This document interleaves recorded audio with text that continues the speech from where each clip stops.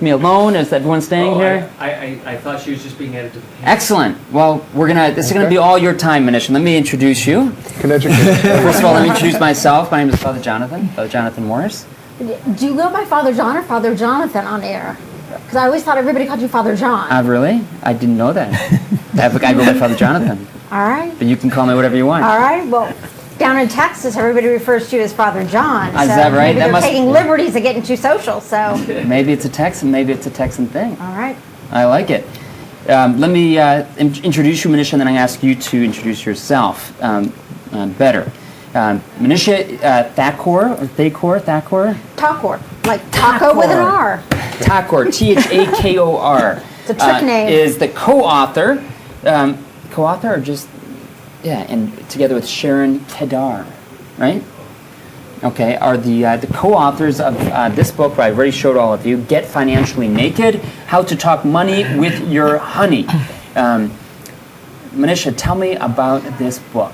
And I've done a little research on it, and I found it to be fascinating, but I want to hear it from your own mouth. All right, so this is one place where I think you do not want abstinence. You need to talk about money if you want to have a healthy marital relationship. And money is this pink elephant in the bedrooms across America. And so the reason that my co-author, Sharon Kedar, and I wrote this book was that people are lacking a language and encouragement and support to have this conversation, which, to be honest, is awkward oftentimes. I mentioned at the beginning, and I mentioned actually to Dr. Archer, who's a psychiatrist here in the middle, that both from my personal pastoral experience and also seeing statistics, the number one area of conflict in marriages today, and probably any long committed relationship, is money. It's not infidelity. It's not the kids. That's the second one. Kids. Right. But number one is money. Is that what you found in your own research? It's absolutely what I found, and I think throughout history, the love of money is the root of all evil. It's not a new problem, but what is new is the financial landscape over the last 20 to 30 years has become geometrically more complex.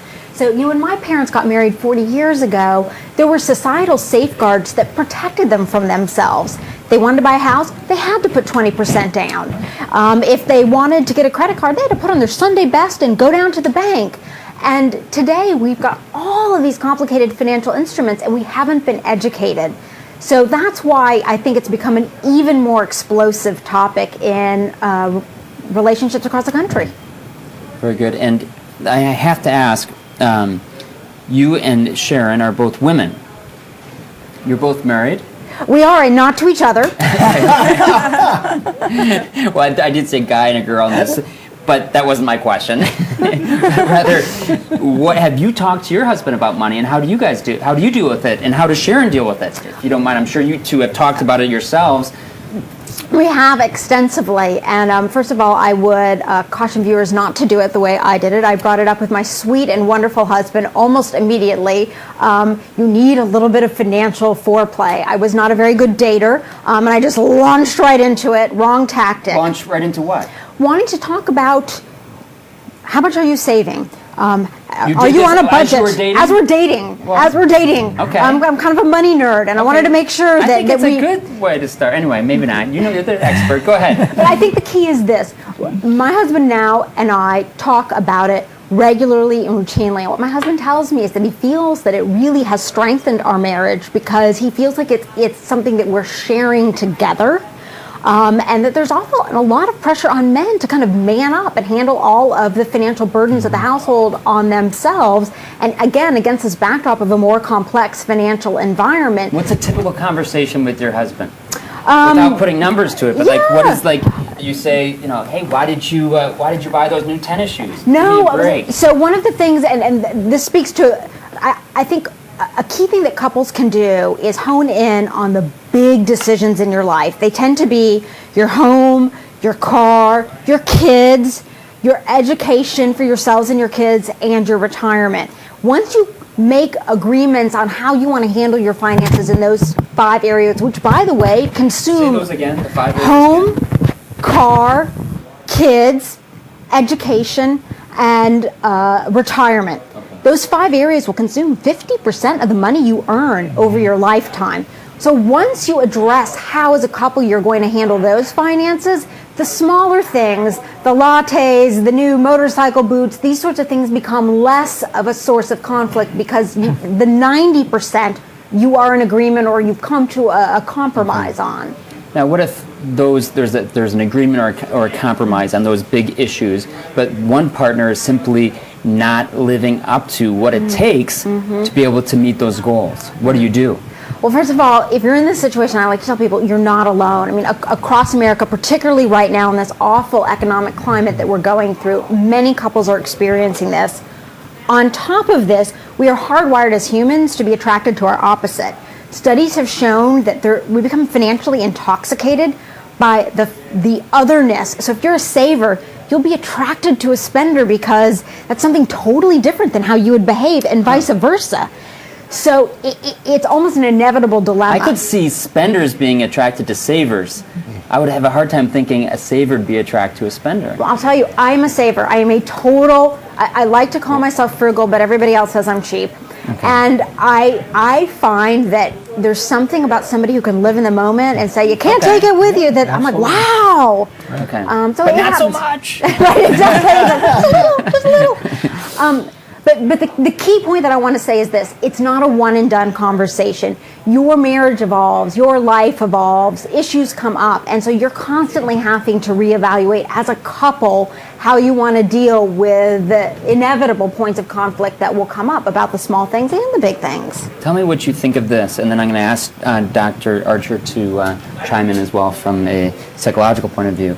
I find it very helpful in communications between couples is to avoid major discussions on touchy issues in the passion of the moment, but rather to plan out, let's talk about these things at this time, right? When we're not mad at each other, when we're not upset, when we're not about to fall asleep, when we're not... Right. What do you think? I am in total agreement. And in Get Financially Naked, one of the things, or two things we have in there that are useful tools, are kind of the version of the newlywed game. One is an exercise that you and your spouse can do in a calm, enjoyable environment where you explore each other's money histories. Another is a financial compatibility quiz that you can take, fun, simple questions to get a sense of how you measure up in terms of your knowledge about money, your behavior, and your interest around money. But the key point is what you emphasize. It's got to be done from a place of calm, not emotional angst. Okay, very good. Yeah, I totally agree. And the problem that often happens in this type of situation is that you may get in a fight about where you're going to go to dinner or what movie to see or whatever, but underneath you've got all of these issues that you're kind of keeping in reserve and you really hadn't talked about. Financial problems being, of course, number one. So you get in a fight about something else. What's the first thing you do? You bring up the financial problems in the heat of this argument, which had nothing to do with financial problems, and the next thing you know, you're discussing it when you're already mad and angry. So I agree with both of you. I mean, one of the keys in terms of having any type of discussion about an emotionally charged issue is make sure you're calm, make sure you're not fighting about anything else, and plan a time to do it.